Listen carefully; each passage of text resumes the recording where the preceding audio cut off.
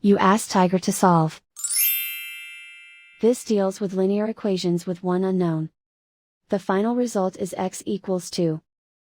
Let's solve it step by step. Swap sides. Group all constants on the right side of the equation. Add 5 to both sides.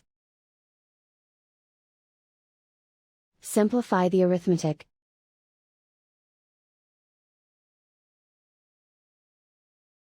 Isolate the x. Divide both sides by 6. Simplify the fraction. Find the greatest common factor of the numerator and denominator. Factor out and cancel the greatest common factor. And so the final result is x equals 2.